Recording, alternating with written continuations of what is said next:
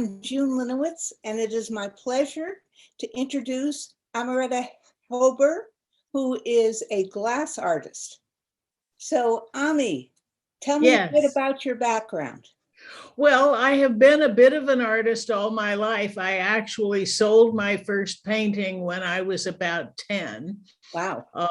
And I've mostly done watercolor all my life until about 15 years ago, when I was intrigued by the glass pumpkins that the MIT Glass Lab blows every year for a fundraiser.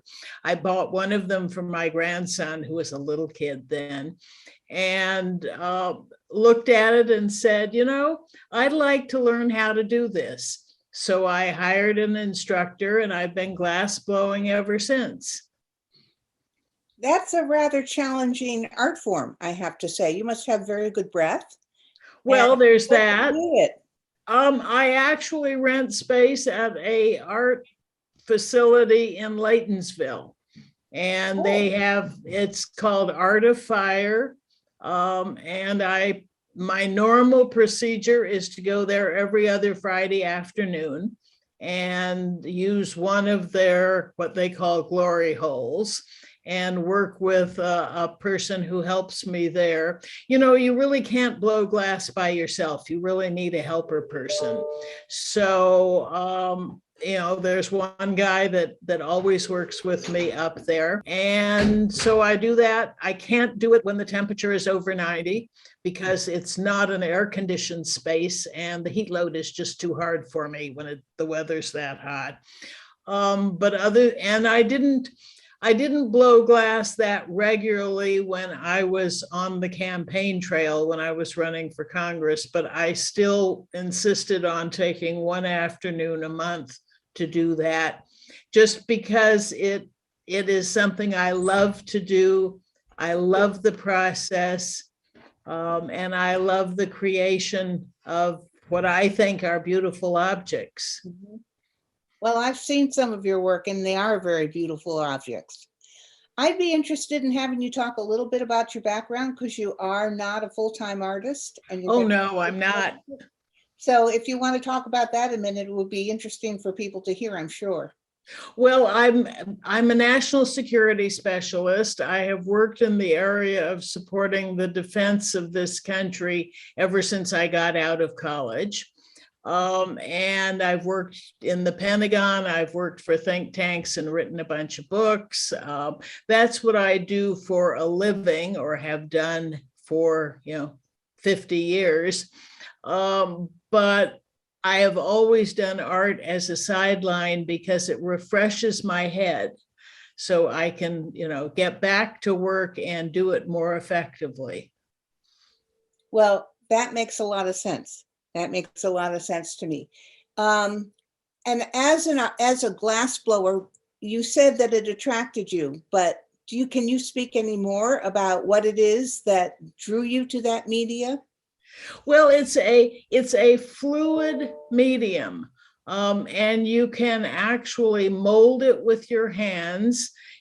People think that you're actually touching the glass when you're working with it, and you're really not. You work with it with a pad of very wet newspaper. And so the glass is actually being shaped by the pressure and the steam. You're never actually touching the glass because it's several thousand degrees in temperature. Mm-hmm. But you create the shapes with a pad of wet newspaper and blowing the air into the tube. And it's a very tactile sort of art, and I really like that. And does MIT have a glass blowing facility?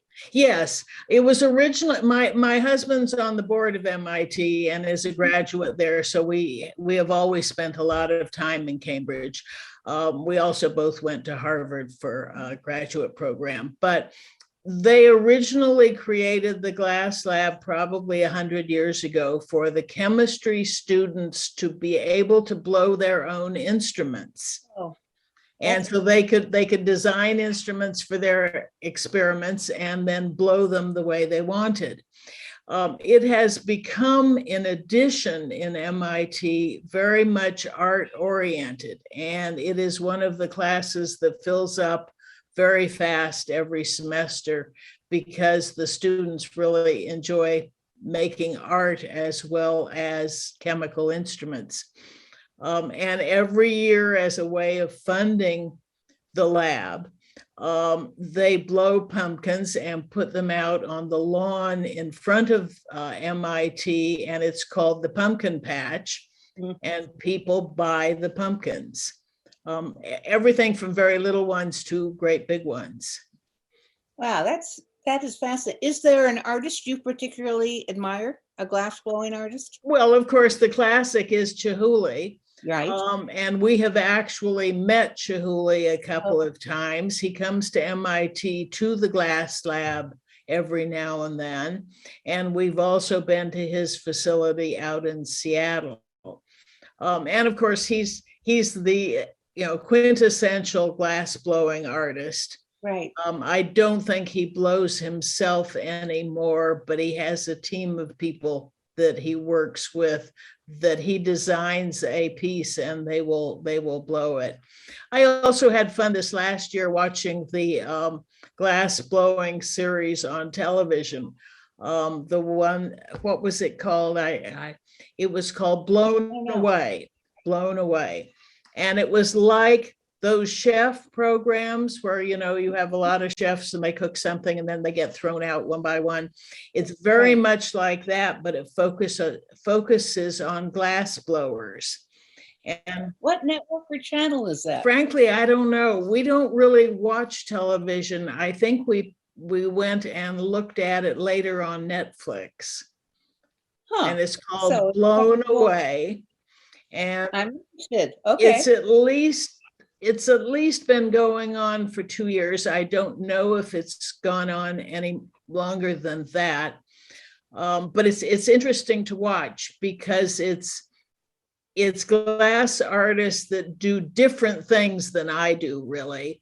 But watching the techniques and watching them work, you always learn something new that you didn't know before. I've been to the glass place in Tacoma. So, okay. And so I watched people blowing glass. Yes. So the pumpkin is a particular form. Have you branched out from that, or are you staying in that, or? I mostly do bowls and vases of one shape or another. I've done everything from tall cylinders to fat round things. And those are the ones that I'm most comfortable. I try new techniques, almost once a month or something like that. And I always, struggle the first time, and then it gets better the second time. And then finally, I feel like I've mastered it after a while. But basically, I do those two shapes with all sorts of variations. So you have no desire to do what Chihuly is doing? No, among other things, those are too heavy for me. It's a lever. You're working with the glass on an end of a 6-foot pole and blowing in one end. And the bigger the piece is, the heavier it is. And you have to work with it at that distance. And it gets to be too heavy for me to handle, to do something as big as Chihuly does. I can do some of the same styles, some of the fluted edges and the pieces that fold in on themselves, but I can't do that scale. I'm just not strong enough. And if you look at the way Chihuly actually operates and his studio operates, they will have multiple people working on one piece just because they are so huge. My assumption is, never having done this myself, that it takes enormous lung control. Is that true? It takes enormous lung control, but not lung capacity necessarily. I mean, the control is to make sure the pressure is what you want at every point in time, but it doesn't have to be a whole lot of pressure. It isn't like blowing up a balloon. I mean, it's really slow, controlled, moderated. It doesn't have to be people who can, run races or climb mountains. And has this taken over your entire art practice, or do you still do? I still paint. One of the things that I did during the whole COVID lockdown period was to take online classes in acrylic abstracts, because I've always done watercolors of florals. I never really worked with acrylics before, and I never really developed a feel for doing abstract painting. So I spent, sort of probably a day a week during all of that lockdown taking online courses in that. What a good idea. And so now I'm doing that painting. I redid a room here in my house to be a painting studio. And now I'm wondering, what in heaven's name am I going to do with all these paintings that I've produced? But I'll worry about that another day. Well, you can do another art fest. Sure. Paintings instead of your sculpture. Yeah, no, I'll figure it out. I'm delighted to be in the Art Fest. I've watched it for years. I lived in Arlington for a long time before I moved to Maryland. And I used to watch the Art Fest. And so it'll be fun to actually be part of it. Well, we're delighted to have you as part of it. And it's been a lot of fun to talk with you about what you're doing. You're a very interesting woman. Well, thank you. You're welcome. And it's been a pleasure to have this conversation. Thank you. Thank you.